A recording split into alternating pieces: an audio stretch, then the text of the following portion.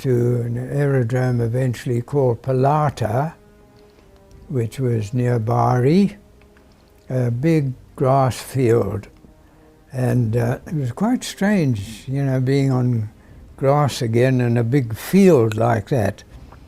And it was an aerodrome on which there were a lot of harmless snakes. It was more or less winter time. It was pretty cold. And when we went to the aerodrome, a section of it had been marked off into a runway.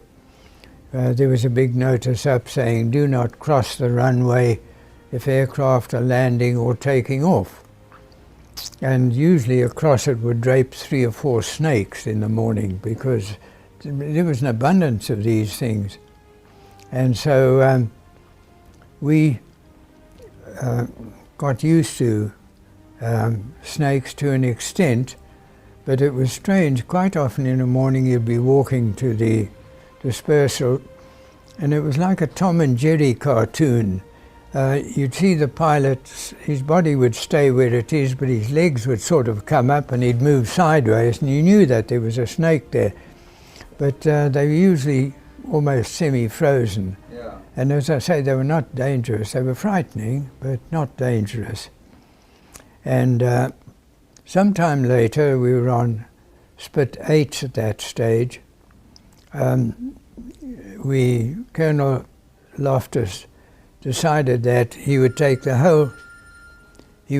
whole wing and fly across Italy and drapes us over various German aerodromes to try and entice some of them up, because we hadn't seen any fighters for quite some time.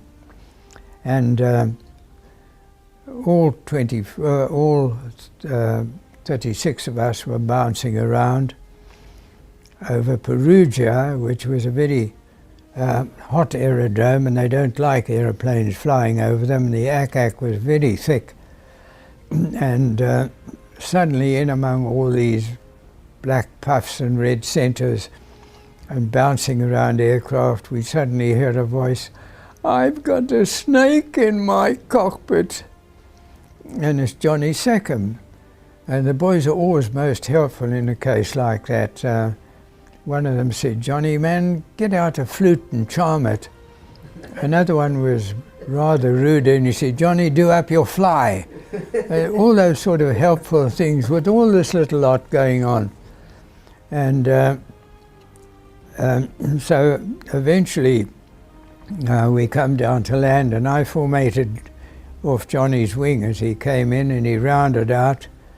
And we touched down. We were running along, and I was watching him, and at about 20 miles an hour I saw his main straps come up, and then his parachute straps, and again, like a Tom and Jerry, he came out of the cockpit and moved sideways and then dropped onto the wing and fell off into the grass. He switched off his engine, so the aircraft ran on a bit further and then stopped. So I did a wide sweep around and picked him up, and he sat on my port cannon while I taxied back. And when we got to the ops place, we were discussing it with Captain Fossey, and he said what had happened was that he was looking around for aircraft all the time, and suddenly he looked in the front of himself, and our reflector sight was a piece of glass sitting about there, which had the ring and the dot on it and little arms. And as he looked at this little lot, the snake was staring him in the face.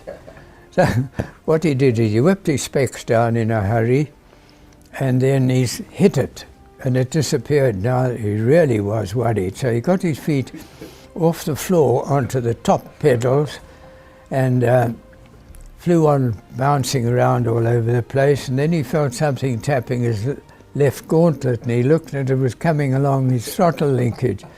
So he hit it again, and it disappeared thereafter. But what happened was that he was telling the story when a mechanic came in and said, "Captain Seckham, "What's wrong with your aircraft?" He said, "I see it was stopped out there. I fired it up," and he said, "I tested it. I can't find anything wrong with the engine." Johnny said, "There's a bloody big snake there." And the bloke just went, "Ha!"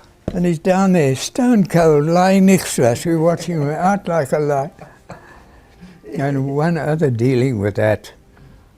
We were in the mess tent one evening, and our flight was not on the early show the next morning, so we dawdled a bit and had a few hoots.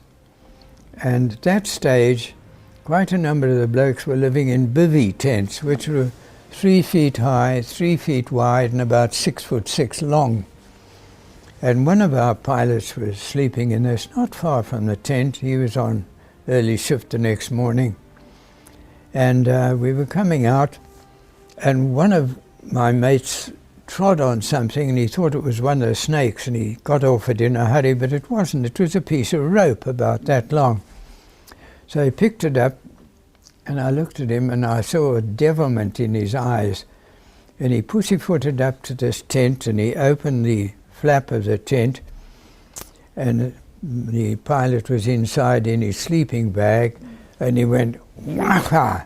Look out, there's a snake!"